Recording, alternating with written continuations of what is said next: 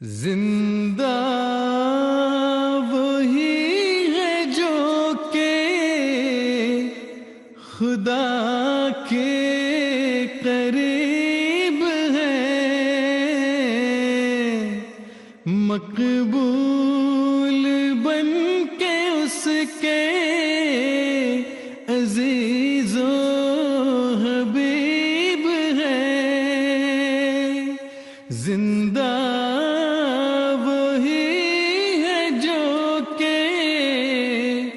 خدا کے قریب ہے، مقبول بن کے اس کے عزیز و حبیب ہے۔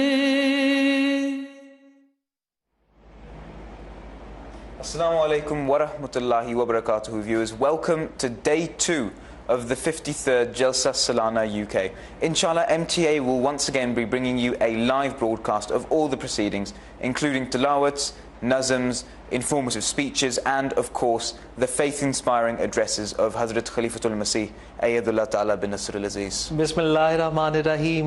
Nazreen kiram, assalamu alaikum wa rahmatullahi wa barakatuhu. 53 جلسہ سالانہ برطانیہ کے دوسرے دن کی براہ راست نشریات کے ساتھ آپ کی خدمت میں حاضر ہیں، انشاءاللہ آپ کے ساتھ رہیں گے۔ تو آئیے سب سے پہلے سنتے ہیں تلاوت قرآن کریم۔ اعوذ باللہ من الشیطان الرجیم، بسم اللہ الرحمن الرحیم۔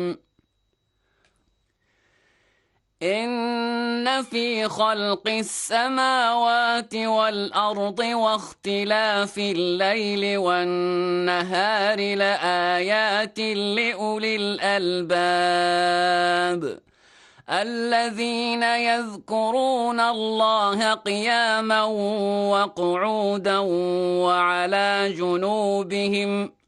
وعلى جنوبهم ويتفكرون في خلق السماوات والأرض ربنا ما خلقت هذا باطلا سبحانك فقنا عذاب النار ربنا إنك من تدخل النار فقد أخزيته وما للظالمين من أنصار ربنا إننا سمعنا مناديا ينادي للإيمان أن آمنوا بربكم فآمنا ربنا فاغفر لنا ذنوبنا وكفر عنا سيئاتنا وتوفنا مع الأبرار ربنا وآتنا ما وعدتنا على رسلك ولا تخزنا يوم القيامة إنك لا تخلف الميعاد۔ جی ناظرین، کل ہمیں حضور انور ایدہ اللہ تعالیٰ بن نصر العزیز کا خطبہ جمعہ سننے کی سعادت حاصل ہوئی، جس کے بعد حضور انور نے باقاعدہ لوائے احمدیت لہرا کر جلسہ سالانہ کا افتتاح فرمایا اور افتتاحی خطاب فرمایا۔ آج انشاءاللہ جلسے کا جو سیشن ہے وہ 9 بجے شروع ہو جائے گا، جس کے بعد آج بھی ہمیں حضور انور ایدہ اللہ تعالیٰ بن نصر العزیز کے 2 خطابات سننے کی سعادت حاصل ہوگی۔ پہلا خطاب حضور انور 11 بجے جی ایم ٹی کے مطابق لجنہ سے فرمائیں گے، اور اس کے بعد 3 بجے جی ایم ٹی کے مطابق حضور انور ایدہ اللہ تعالیٰ بن نصر العزیز خطاب فرمائیں گے۔ اس کے ساتھ ساتھ مختلف تقاریر ہوں گی، اور جس طرح کل ہم آپ کو باہر جلسہ گاہ کے مناظر دکھاتے رہے، آج بھی مختلف دلچسپ ایگزیبیشنز آپ کو دکھائیں گے، مختلف دلچسپ مناظر آپ کو دکھائیں گے۔ Yes, Asib Saab, today is going to be a full day of material. Inshallah, the second session of the Jalsa will be starting at 9 AM GMT. That is going to be followed by the ladies session, which is going to be at 11 a.m. GMT, and it will include an address by Hazur Yaqtas Ayadullah Ta'ala bin Nasr al-Aziz. Hazur will also be giving an address in the third session, starting at 3 p.m. GMT. We also have a number of documentaries, studio sessions and discussions prepared by the MTA team, just as yesterday. Right now, we're going to get started outside. Let's hand you over to Tariq Saab and Salam Saab, who are outside the Al-Hakam exhibition. Let's show you around there. जी नाजरीन, आज दूसरा दिन जलसे का और आपको मुबारक जलसा एक दफ़ा फिर। जैसा कि हम आपको पहले दिन भी और जुमेरात को भी मुख्तलिफ अपनी नुमाइशें दिखाते रहे। कल आपने MTA एक्सपीरियंस देखा, आपने ह्यूमैनिटी फ़र्स्ट की एग्जीबिशन देखी और दूसरी जगह भी आप देखते रहे। आज भी इंशाल्लाह और कल भी हम आपको मुख्तलिफ जलसे के यहाँ की रौनक दिखाते रहेंगे। सलाम साहब, इस वक्त हम लोग अल-हकम की नुमाइश के बाहर खड़े हैं और अल-हकम में हम क्या दिखाएंगे अपने नाज़रीन को। Assalamu alaikum viewers, welcome to day 2 of the 53rd Jalsa Salana UK. We are outside of the Al-Hakam stall, and you have seen this happening, a resurgence happening of Al-Hakam. You've seen the Twitter account, Al-Hakam Weekly, you've seen the app of Al-Hakam, and you've seen Hazur himself relaunch what Al-Hakam is, what we are seeing today. So without further ado, let's go inside the stall and see what Al-Hakam is all about. आइए देखते हैं। We are now inside the Al-Hakam stall, and we are going to be joined with by the editor of Al-Hakam, Imam Qasid Muin Ahmed. Assalamu alaikum, Imam Sahab. So, Qasid Sahab, can you please just tell us briefly what is Al-Hakam and where did it start? Right, so there's a lot to get through. First of all, if we start off here, we have the very first issue of Al-Hakam, which was published in the time of the Promised Messiah, a very prominent companion, very devout companion of the Promised Messiah, Hazrat Sheikh Yaqub Ali Irfani Sahib. He published this, and this is the very first issue of Al-Hakam. And then we have just some samples here of some of the first issues of Al-Hakam. What was the purpose of Al-Hakam? So the purpose of Al-Hakam was, well, Hazrat Sheikh Sahib, at the time, when there was no newspaper, there was no organ to connect the Jamaat, he presented a proposal to the Promised Messiah saying that we need something. I feel the need that there is, for the community to be, attached with the Promised Messiah, the Imam of the time. The Promised Messiah said, we don't have the financial resources to do this at the moment. So Hazrat Sheikh Yaqub Ali Irfani Sahib was instructed that if you can do so, go ahead. And this, he started out of his own expenses, and this then became part of, Jamaat's central organs. And this was the very first actual organ to represent the Jamaat and connect to the Jamaat. One thing I want to point out here is that the Malfuzat, the sayings of the Promised Messiah, Tazkirah, which have the revelations, dreams and visions of the Promised Messiah, they were all initially, what we know now as that compilation as Tazkirah, they were initially part of these organs. And so, for instance, here in Al-Hakam, we have some of his sayings, which were, this dates in 1904, 4 years before his demise. But the Promised Messiah, Islam, he talks here, and this is the news of Qadian at the time, a week in Qadian. Then, for instance, we have a revelation here of the Promised Messiah, Taza Wahi, which means the recent revelation. And it says, "I'malu ma shi'tum inni ghafartu lakum," which means, do as you please, surely I shall forgive you. So the Promised Messiah Islam was in one way, told that God Almighty will always be by your side, no matter what. But obviously the Promised Messiah Islam was the biggest champion of Islam. And so this just goes to show just some, just a glimpse of what Al-Hakam was doing at the time, how it was connecting the Jamaat, which was spread all over India and even outside India at the time, with the Promised Messiah Islam.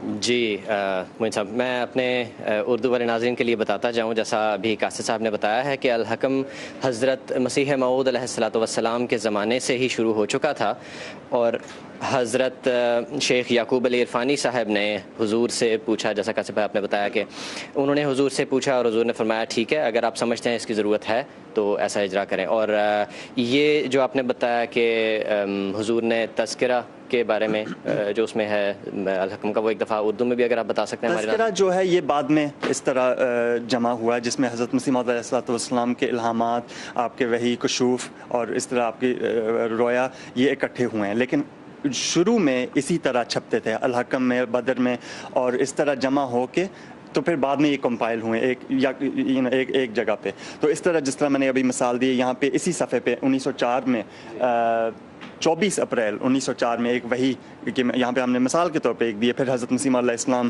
के मलफूज़ात हैं जिसमें ये दारुल अमान का हफ्ता उसमें छपे हैं। तो इस तरह जो है ना अल हकम ने ये ज़िम्मेदारी बहुत अहम ज़िम्मेदारी शुरू में और बहरहाल हज़रत मुस्लिम मौद हज़रत मसीह मौद अलैहिस्सलाम और हज़रत मुस्लिम मौद ने और खुलफ़ाए कराम ने अल हकम की जो इम्पोर्टेंस है उसके बारे में अपने अपने वक्त पे इसके बारे में जमात अहमदिया को बताया है, आगाह किया है। Now that we are 115 years later, what's the purpose of Al-Hakam now? So Al-Hakam now, there was no English, if you like, newspaper of the Jamaat which was playing the same sort of role. There are various organs of the Jamaat, obviously. They have their own scopes, they have their own visions as well.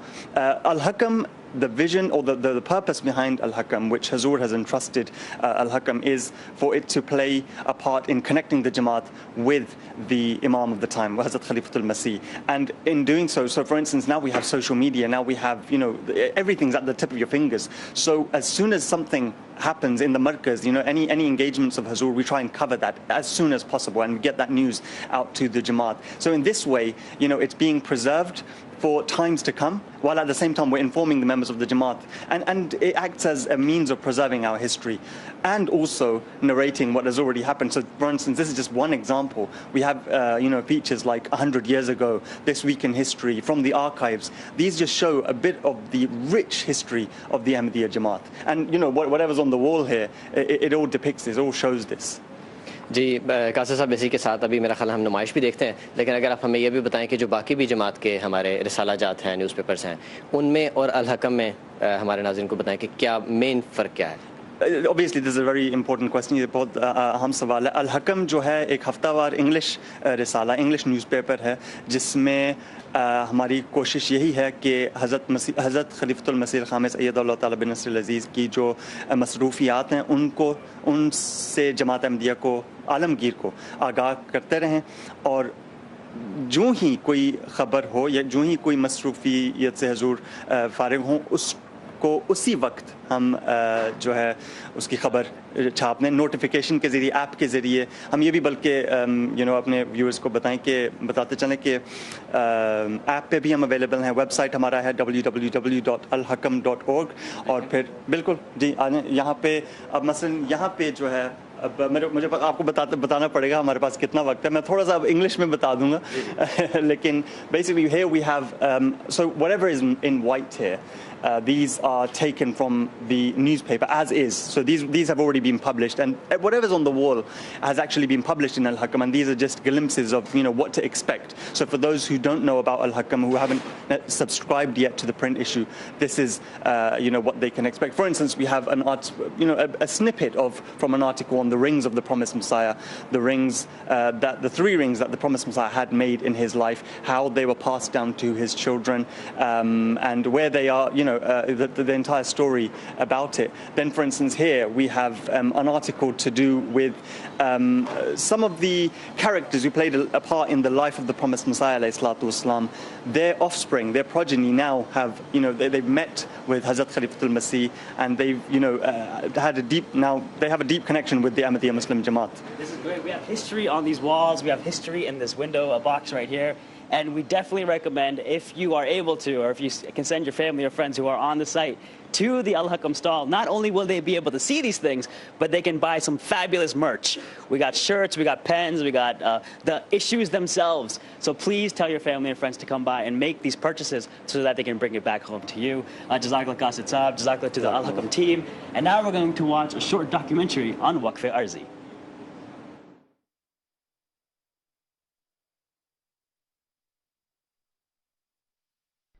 عن أبي هريرة رضي الله عنه أن رسول الله صلى الله عليه وسلم قال: من دعا إلى هدى كان له من الأجر مثل أجور من تبعه لا ينقص ذلك من أجورهم شيئا، ومن دعا إلى ضلالة كان عليه من الإثم مثل آثام من تبعه لا ينقص ذلك من آثامهم شيئا.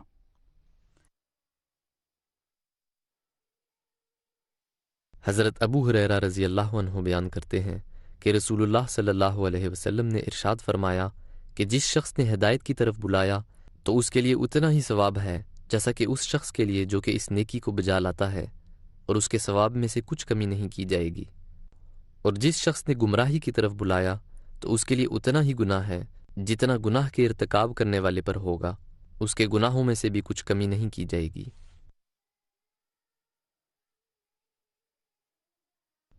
Hazrat Abu Huraira, may Allah be pleased with him, narrated that the Messenger of Allah, peace and blessings of Allah be upon him, said, "If anyone summons another to follow right guidance, his reward will be equivalent to that of the people who follow him, without their reward being diminished in any respect on that account.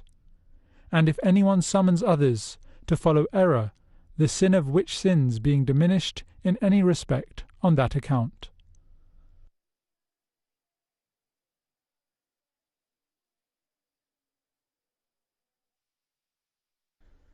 The community of the Holy Prophet, peace and blessings of Allah be on him, had developed such unity and spiritual oneness that through the spirit of Islamic brotherhood, they had all become like the limbs of one body. The rays of the light of prophethood had so colored their daily lives and their overt and covert conduct that they had become the reflections of the Holy Prophet, peace and blessings of Allah be on him. This great miracle of inner change, through which rank idol worshippers became sincere worshippers of God, and those who were sunk in the world in every moment established such strong relationship with God that they shed their blood like water in His cause, was the result of their spending their lives in full sincerity in the company of the true and perfect Prophet. Assalamu alaikum. My name is Fuad Khan. My background is in Bachelor of Science in Human Kinetics, and I recently graduated from the medical school at Queen's University.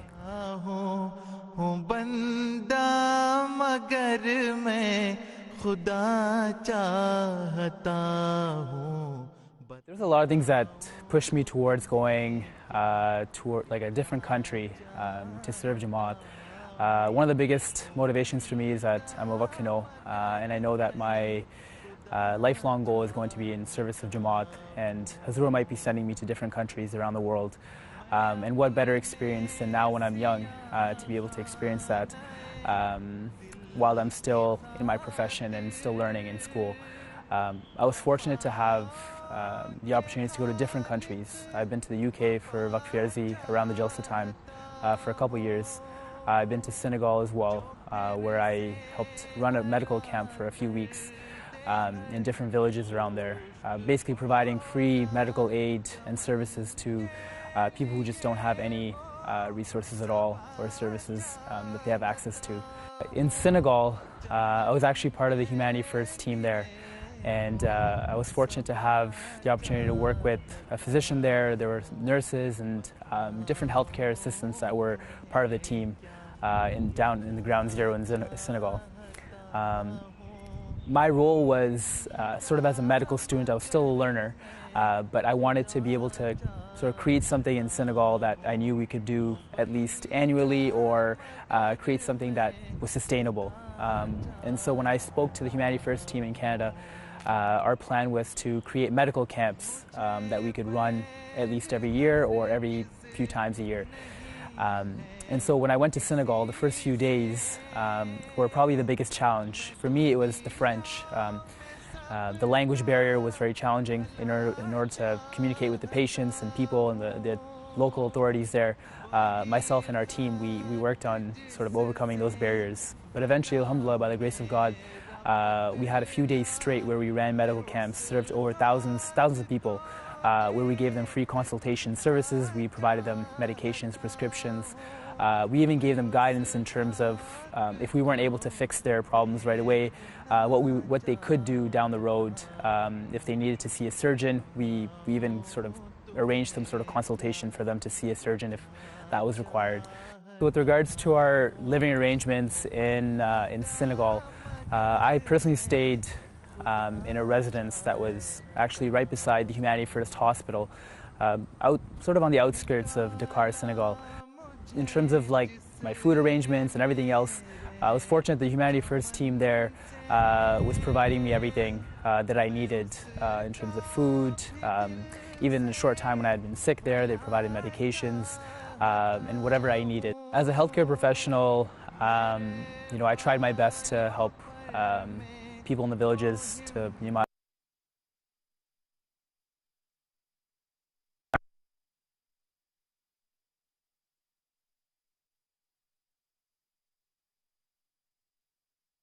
the other physicians almost feel helpless at times because you might not be able to help them in that moment. There may be a tumor or whatever it might be that it needs to be surgically excised, and it's something that we don't have the capabilities of doing. At the same time, coming for Waqf Arzi to Senegal, one of the things that you learn is that you can always help these people by praying for them, and then hoping that inshallah that God gives them ease.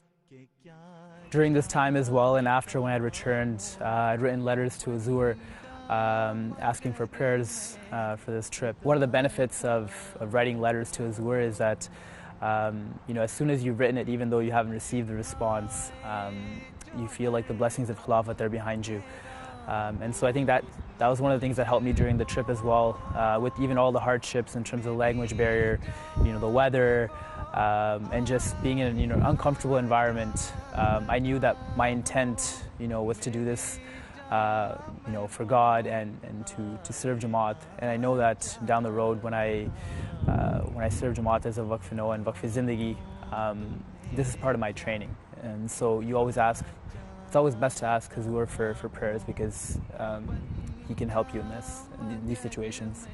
Even though the Waqf Arzi, the trip itself was very short, it was only about 2 weeks or so, we ran a few camps and there were over hundreds of people that we affected in terms of providing them medications and sort of helping with their ailments. And in terms of an indirect help, might have been countless, hundreds, maybe even thousands more that might have been affected by just our presence there and just seeing maybe the activities that we were doing.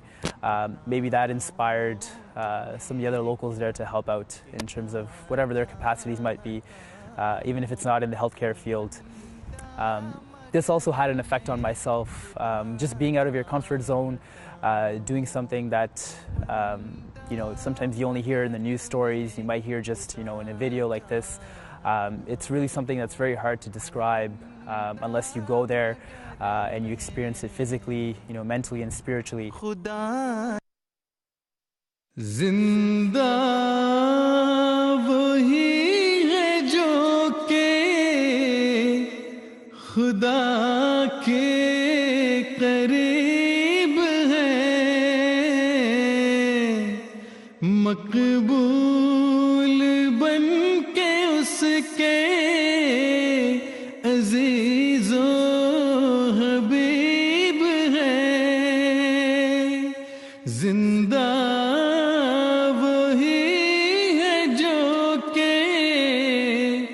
खुदा के करीब है मकबूल बन के उसके अजीजो हबीब है.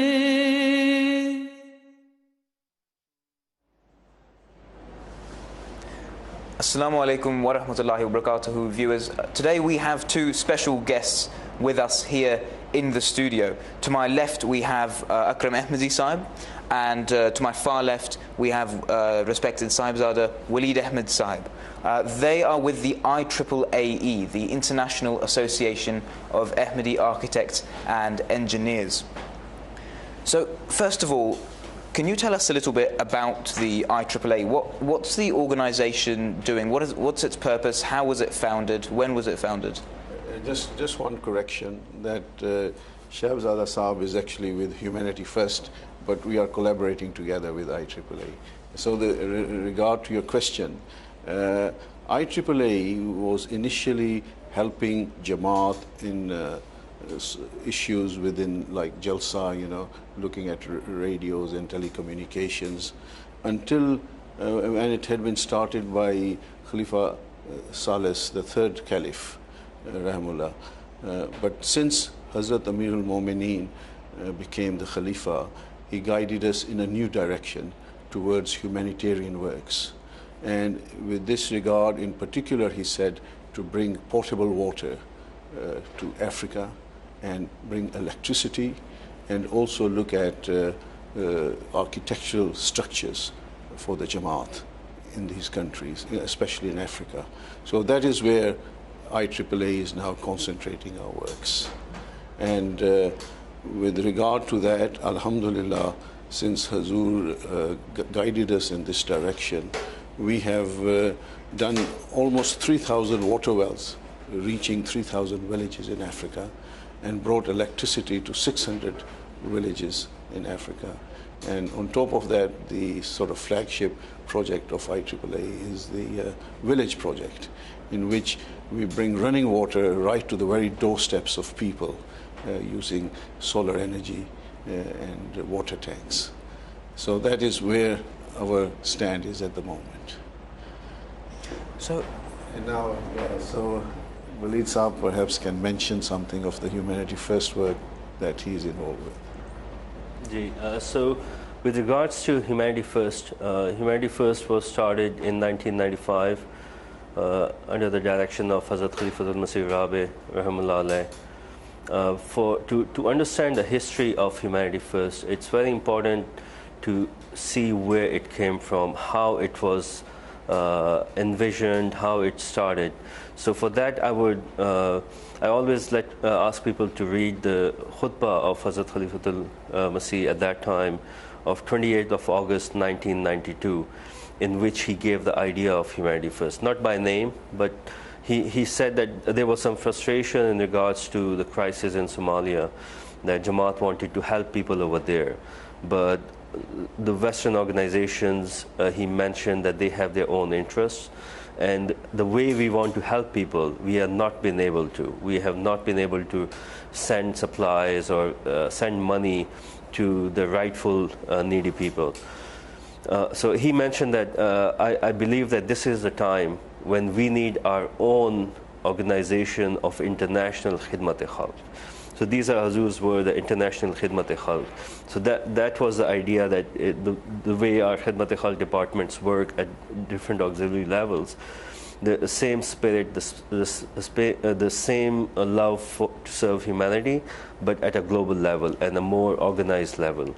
And he also mentioned that other people can also join this organization, and it should be run under the principles of Jamaat, of serving people without any discrimination. So that was the original idea, and that's the idea that we are incorporating within Humanity First, that this is an organization where we want to serve people without any distinction, and that's why we want to bring all the expertise that exists within Jamaat, whether that's IAAA, Lawyers Association, Medical Association, Computer Association, all of Ahmadis who has some skills.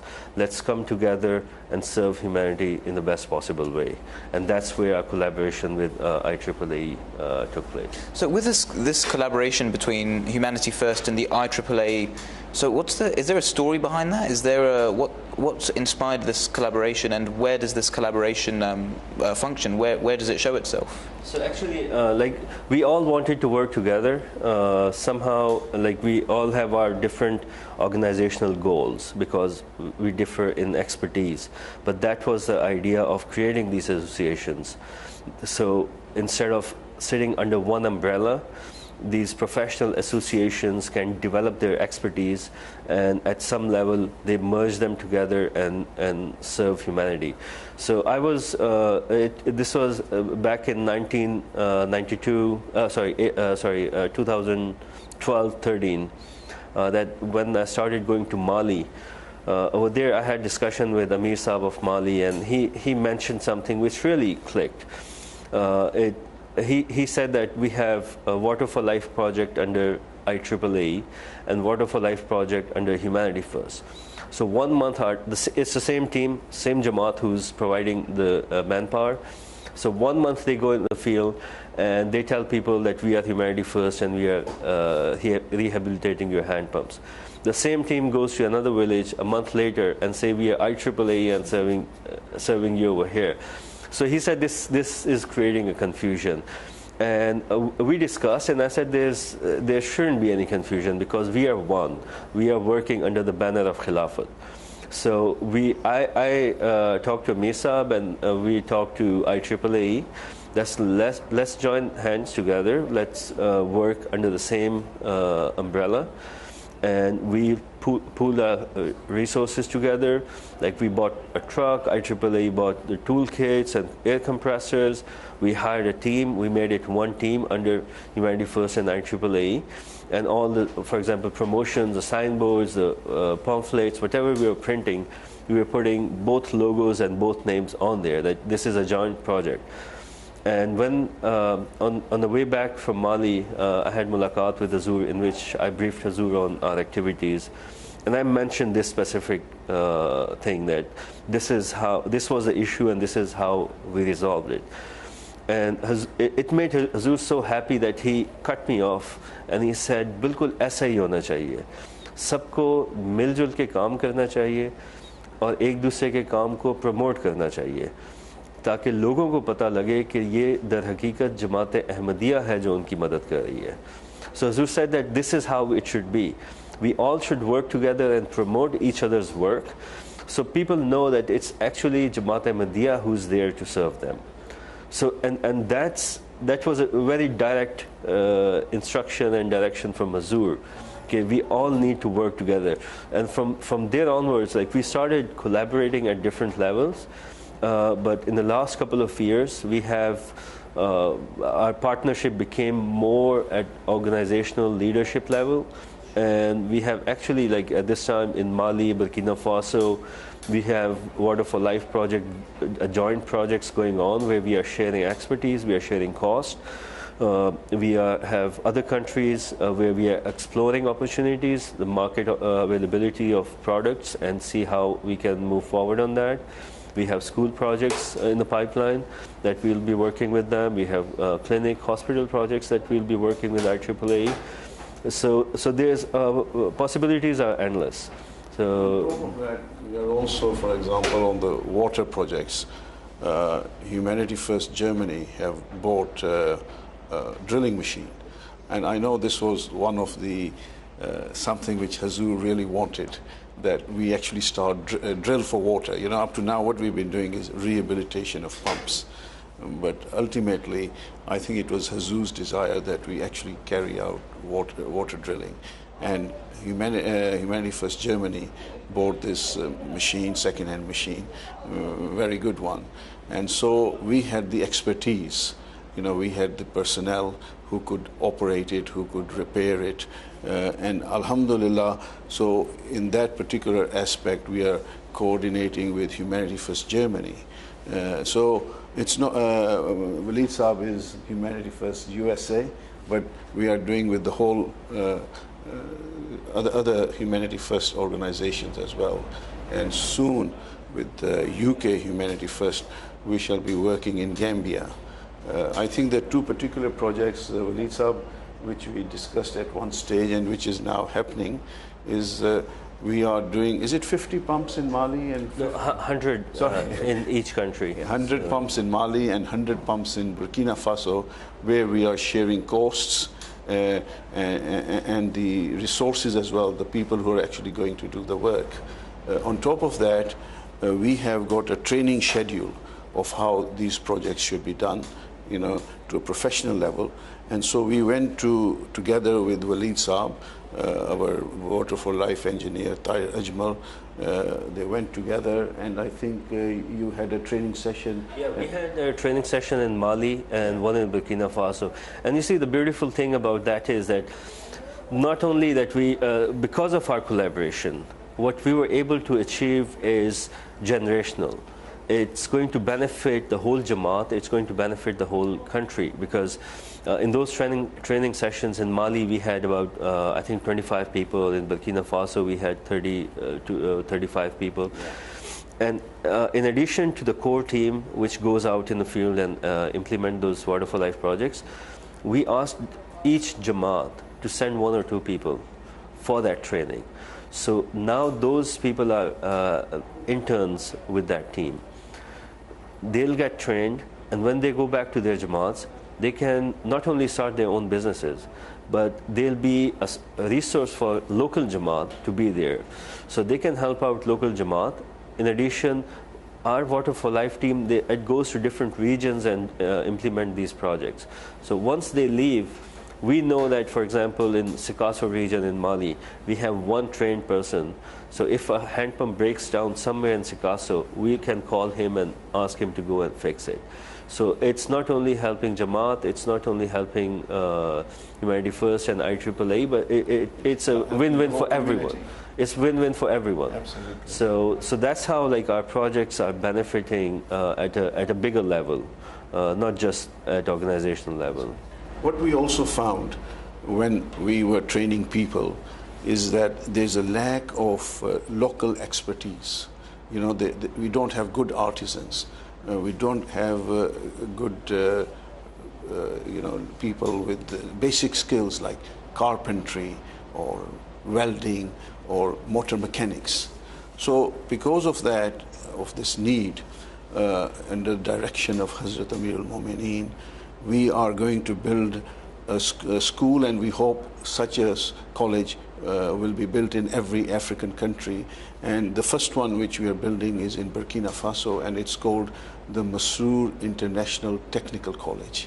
And it's going to train people in these very basic skills, so that a very high workmanship can be achieved from local people. And so this is one of our goals, is that once we have these expertise, and then Humanity First, of course, with their projects as well, like Waleed Saab has mentioned about building hospitals and schools, you know, they will be able to get good craftsmen and who will make high quality structures in these countries. So that is one of the purposes, to develop such a team, local teams in Africa, that they stand up on their own feet and they don't have to rely on us all the time. So it's not just about going there and putting a pump and then leaving it there. So you actually have to, you get the whole support network and you make it so that you can get people to be independent as well. That's right. Right. You know, so even now at this stage, you know, we have got local teams who are actually doing most of the work, and we go there just to oversee. But hopefully a time will come when we won't even have to oversee, and they will do all of that as well. So it is really enhancing not only our own community, the Ahmadiyya community, but also the country's capabilities. And that is what our ultimate aim is. Mm. So just planting the seed, really, and then watching it grow. Yeah. That's the whole. Unless things are sustainable, and projects can only be sustainable if there's a local ownership. Local ownership plus your trained resources locally, who can manage and take that project on, and you don't have to worry about it anymore. So that's the whole idea, that we provide them basic support. Once the things are going well, from there they can take ownership and take on the project. Even at this stage, you know, for example, the project we are doing with Humanity First in Mali and Burkina Faso, it is the local team who is doing the work. You know, IAAA was supposed to bring cheap water pumps from India, you know, and that is what we've done very well, and we brought it, deposited with Humanity First in a way, and they have taken on board with their local teams to do the work. And they have been trained through IAAE and Humanity First, and alhamdulillah, you know, it's becoming self-sustaining. Humanity First and IAAA are doing incredible things in Africa, especially the Water for Life project. You just heard all about that, the collaboration bringing benefit to hundreds and thousands of people. While we're on the theme of serving humanity, the MTA team have prepared a short documentary about the MTA Qadian studios, have prepared a short documentary on the hospital in Qadian. खिदमते दीन को एक फज़ले इलाही इसके बदले में कभी तालिबे इनाम न हो, इनाम न हो। खिदमत इंसानियत के हवाले से जमात अहमदिया की तारीख़ बहुत वसी और दरख्शंदा है। इसी गर्ज से कादियान में सन 1917 ईस्वी में खिलाफत सानिया के बाबरकत दौर में एक हस्पताल कायम किया गया जिसका नाम नूर हस्पताल रखा गया। ये जमात अहमदिया का पहला एलोपैथिक तरीके इलाज का हस्पताल था, जिसके बाद रफ्ता रफ्ता जमात की वसअत के साथ साथ खिदमत इंसानियत के हवाले से नुमायाँ कोशिशें की गईं और दुनिया भर में मुख्तलिफ हस्पताल और डिस्पेंसरीज कायम की गईं।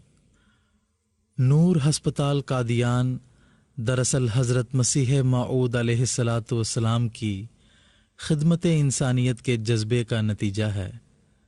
एक ऐसे ज़माने में जब कादियान और उसके आस पास में इलाज व मुआलजा की कोई सहूलियात दस्तयाब न थीं, हज़रत अक़दस मसीह मऊद अलैहिस्सलाम ने अपने इलाका वासियों के लिए अपने घर को शिफा खाना बना रखा था। दूर दराज से लोग यहाँ आते और आप अलैहिस्सलाम से दवाइयाँ हासिल करते थे, और इस गर्ज के लिए आप अलैहिस्सलाम ने एक ख़ास तिब्बी संदूकचा बना रखा था जिसमें हर किस्म की बीमारियों की दवाइयाँ हमा वक्त मौजूद होती थीं। हज़रत मसीह मऊद अलैहिस्सलाम दिन रात तबलीग इस्लाम के लिए कुतुब की तसनीफ़ में मसरूफ़ रहते। आपको पूरी तरह आराम का मौका भी नहीं मिलता था।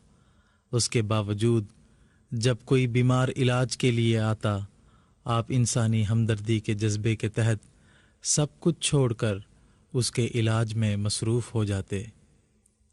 सन 1893 ये वो वक्त था जब लोग कसरत से कादियान आने लगे थे और आप अलैहिस्सलाम की मसरूफियात पहले से बहुत ज़्यादा बढ़ चुकी थीं। अल्लाह ताला की मशीयत ख़ास से आप अलैहिस्सलाम को एक सुल्तान नसीर अता हुआ।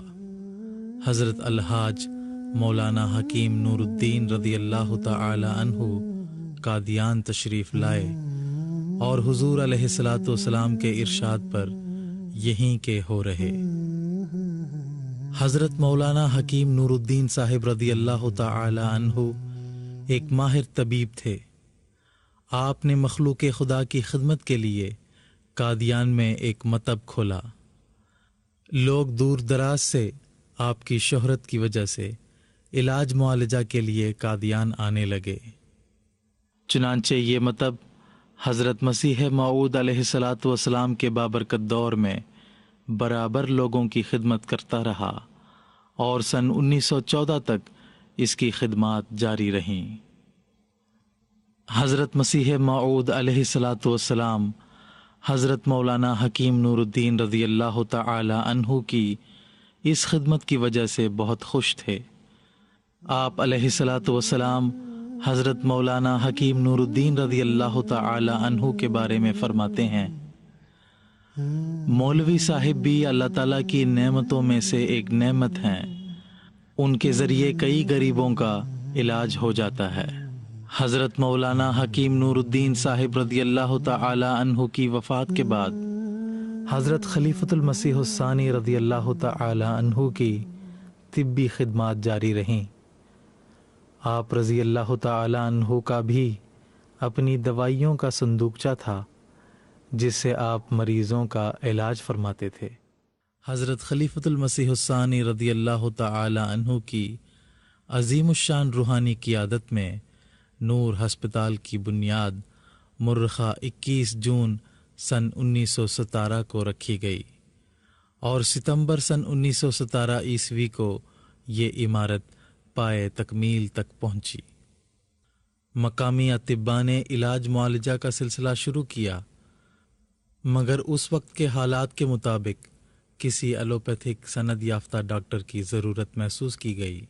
चुनांचे हज़रत खलीफतुल-मसीह सानी रदी अल्लाह ताला अन्हु की नज़र इंतखाब हज़रत डॉक्टर हशमतुल्लाह साहिब रदी अल्लाह ताला अन्हु पर पड़ी, जो हज़रत मसीह मऊद अलैहिस्सलातु वस्सलाम के सहाबी होने के अलावा एक दुआगो और कामयाब डॉक्टर थे।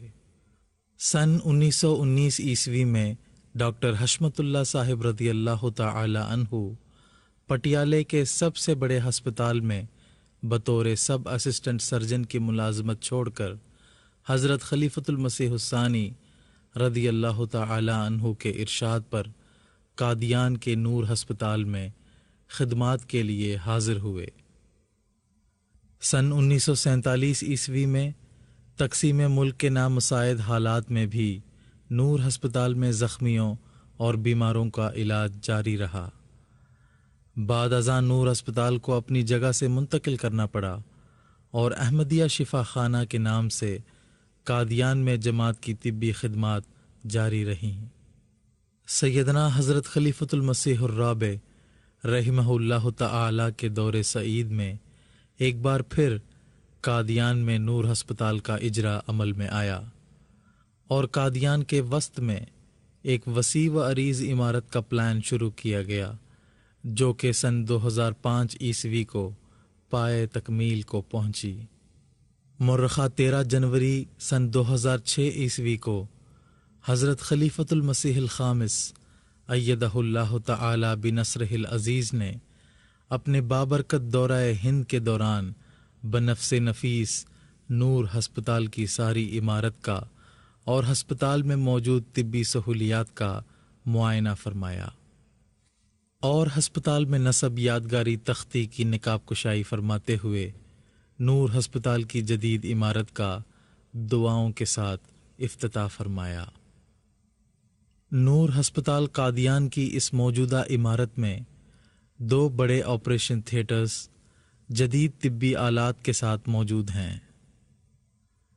इसके अलावा मौजूदा ज़माने की जदीद इलाज व मुआलजा की तकनीक के ज़रिए बीमारों का चेकअप के लिए digital x ray machine, digital laboratory, ECG, ultrasound वगैरह सहूलियात भी दस्तयाब हैं, जिनके ज़रिए बीमारी की फौरी तशख़ीस होती है। नूर अस्पताल कादियान में ENT, ophthalmic, dental, physiotherapy, cardiology के माहिर डॉक्टर साहिबान मौजूद हैं, जो मरीज़ों को हर किस्म की राहत पहुंचाने में मसरूफ़ुल अमल हैं। सन 2017 ईस्वी में नूर अस्पताल के क़याम पर 100 साल पूरे होने की खुशी में 7 साला तकरीबात मनाई गईं और इस बाबरकत मौके पर नूर अस्पताल में बाकायदा से डायलिसिस की सहूलत का भी आगाज़ किया गया है। नूर अस्पताल कादियान में शोबा होम्योपैथी के ज़रिया भी मुफ्त इलाज का सिलसिला जारी है, जिसमें माहिर डॉक्टर साहिबान खिदमत सरंजाम दे रहे हैं। नूर अस्पताल कादियान में अब तक कादियान और उसके गिरदो नवाह के लखों मरीज़ हर साल फ़ायदा उठा रहे हैं। मैं बहुत हत्थे में चोट लगी 6-7 साल हो गए, बहुत खज्जल होया। अंबरसर ते जलंधर बहुत खर्चा किया, मैनू मतलब कोई फायदा नहीं होया। चंगे चंगे डॉक्टरां नूं दिखा लिया, जिहदे करके हुण मैनू पता लगा ते नूर अस्पताल मैं दिखा लिया, बिल्कुल सस्ते इलाज बिल्कुल मैं ठीक है, तुर फिर सकता हाँ। बहुत वधिया अस्पताल है, सारिया सुविधा हैं ते सस्ता भी है ते लागे थां शहर कादियां में नूर अस्पताल जो अहमदियां दा है, बहुत वधिया। मेरा नाम रवि सिंह है, मैं बसरामा पिंड का जहाँ पे नज़दीक है, मैं वहाँ का रहने वाला हूँ। आज से सर 5 महीने पहले मेरी इतनी हालत ख़राब थी कि मेरा शरीर जो था बिल्कुल डेड हो गया था।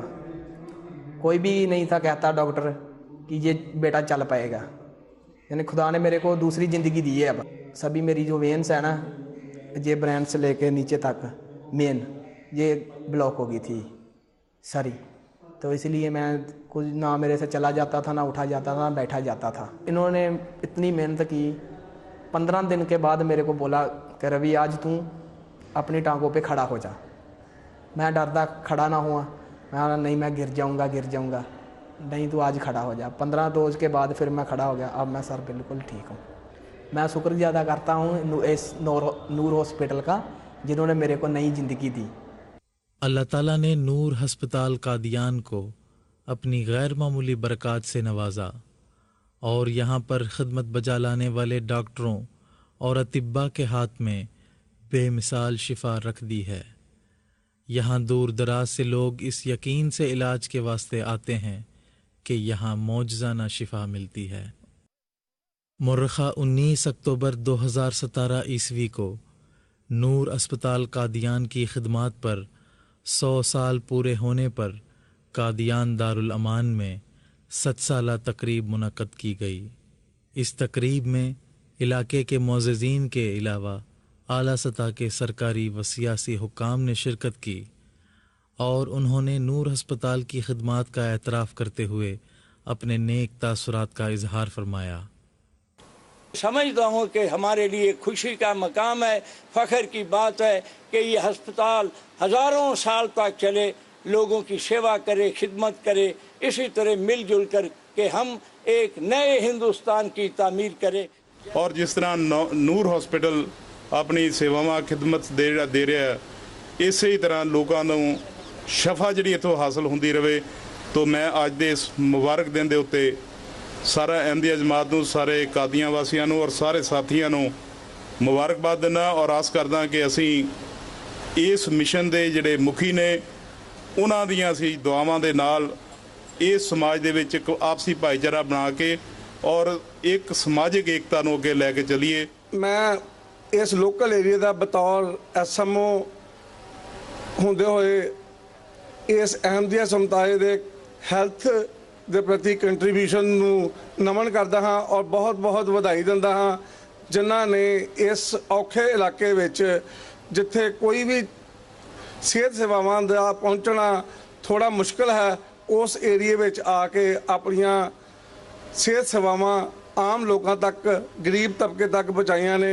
ਇਹ ਸਭ ਵਧਾਈ ਦੇ ਪਾਤਰ ਨੇ۔ اللہ تعالیٰ کے فضل سے نور ہسپتال قادیان طبی سہولیات کے اعتبار سے روز افزوں ترقیات کا مشاہدہ کر رہا ہے اور علاقے کے لوگوں کی دکھ تکلیف کو دور کرنے میں مصروف العمل ہے۔ نور ہسپتال قادیان کا اس ضلع میں بلکہ پورے پنجاب میں اپنا ایک منفرد مقام ہے۔ جس تیز رفتاری سے یہ ہسپتال ترقی کر رہا ہے، وہاں مستقبل کی ضرورتوں کے پیش نظر مختلف شعبوں کے ماہر ڈاکٹر صاحبان کی یہاں ضرورت ہے۔ حضور اقدس عیدہ تعالیٰ بن العزیز ہمیں بار بار ہدایت دیتے ہیں کہ ہمیں واقفین نو اور واقفات نو میں سے ایسے بچے چنیں تاکہ وہ اپنی پڑھائی میڈیکل لائن میں کریں اور پھر MBBS اور اس کے بعد اسپیشلائزیشن کر کے نور ہاسپٹل میں زندگی وقف کر کے خدمت کے لیے حاضر ہوں، کیونکہ مستقبل میں بھی ہمیں ڈاکٹرز اور سرجنز کی بہت ضرورت ہے۔ حضور کے اس ارشاد کو مد نظر رکھتے ہوئے پوری کوشش بھی کی جاتی ہے، بچوں کی حوصلہ افزائی کی جاتی ہے کہ زیادہ سے زیادہ ہمارے واقفین نو اور واقفات نو اس MBBS کی انٹرنس دیں اور پھر میرٹ کے بنا پر داخلہ لیں تاکہ بنی نوع انسان کی خدمت ڈاکٹر بن کر وہ کر سکیں انشاءاللہ۔ تو اللہ تعالیٰ کے فضل کے ساتھ یہ ہمارے واقفین نو اور واقفات نو بچے اور بچیاں حضور اقدس کی تربیت کی وجہ سے ان کے اندر وقف کی روح ہے اور وہ MBBS کے لائن میں جا بھی رہے ہیں اور مکمل کرنے کے بعد یا پوسٹ گریجویشن اسپیشلائزیشن کرنے کے بعد ان کے اندر ایک وقف کی روح ہے اور وقف کی روح کے تحت وہ خدمت کے لیے آتے ہیں۔ اللہ تعالیٰ کے فضل سے نور ہسپتال قادیان کی خدمت انسانیت کی کاوشوں میں بے انتہا اضافہ ہوا ہے۔ مریضوں سے اظہار ہمدردی اور ان کے معالجہ کا آغاز حضرت اقدس مسیح موعود علیہ الصلاۃ والسلام کے زمانے میں آپ کی ادویات کے صندوق سے ہوا، جو بعد میں حضرت خلیفۃ المسیح الاول رضی اللہ تعالی عنہ کے مطب کی شکل اختیار کر گیا۔ خلافت ثانیہ کے بابرکت دور میں وہ نور ہسپتال بنا۔ جماعت احمدیہ کے خلفائے عظام کی عظیم الشان قیادت میں जमात अहमदिया की तिब्बी खदमात गैर मामूली वसअत इख्तियार कर गई और पूरी दुनिया में पसमानदा लोगों को मुफ्त इलाज और मुआलजा की सहूलियात फराहम करने के लिए दुनिया भर में जमात अहमदिया की तरफ से 20 हस्पताल और सैकड़ों डिस्पेंसरीज कायम की गईं जो बिला तमीज़ मज़हब व मिल्लत और रंग व नस्ल मखलूक खुदा की खिदमत में मसरूफ़ुल अमल हैं।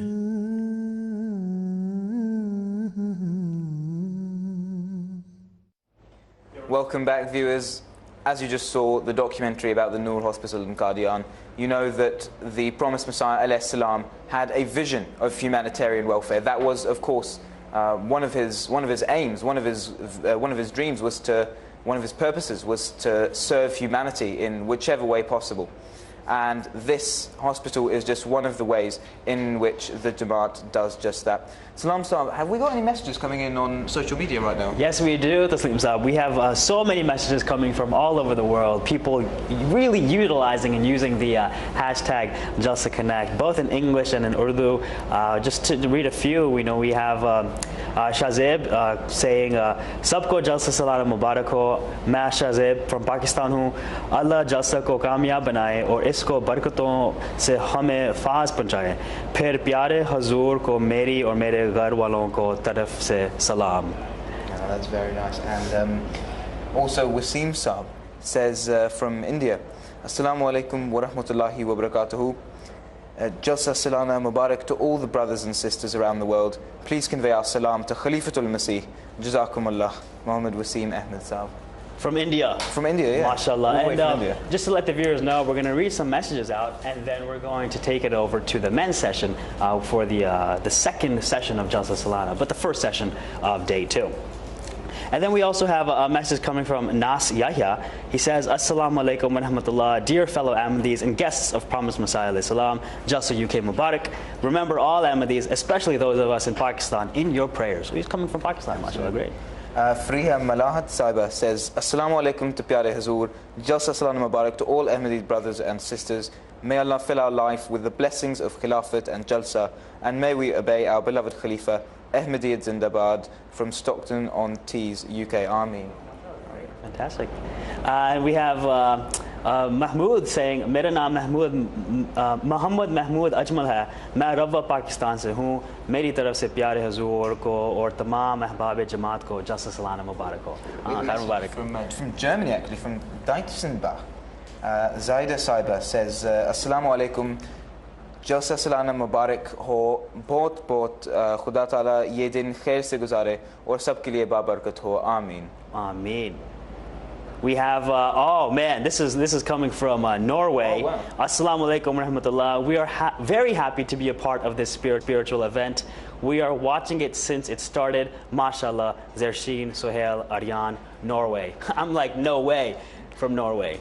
Wow. MashaAllah. While we're in Norway, actually, got one from Spain as well, from Barcelona. Oh my goodness. Mubarak Chaudhry Saab, he says, thank you MTA International for broadcasting the live proceedings of Jalsa UK. Also managed to watch Hazur's live Friday sermon on the plane via onboard Wi-Fi. MTA Mobile and Smart TV app Zindabad, watching the whole coverage in Barcelona in Spain. That's amazing. I think that might be a first. Definitely. You should get one of those dual headphone jacks so your neighbor can listen to the khutbah too. We have, let's see, we have Shafiq Qureshi saying, many Mubarakbad. May Allah make this Jalsa successful and bring positive impact. Give Hazur healthy long life. Jalsa Salana Zindabad. Shafiq Qureshi from Saskatoon, Canada. Canada is represented, mashallah, alhamdulillah. And Ahmed Siddiqui sub says, Jalsa UK is like Eid. That's very true. And everyone is happy wishing Jalsa Mubarak. MTA is doing a fantastic job to keep us posted on everything. We're now going to go to the main Jalsa marquee. We're going to have a look at the proceedings for the Jalsa, the second session of the Jalsa, first session of the day.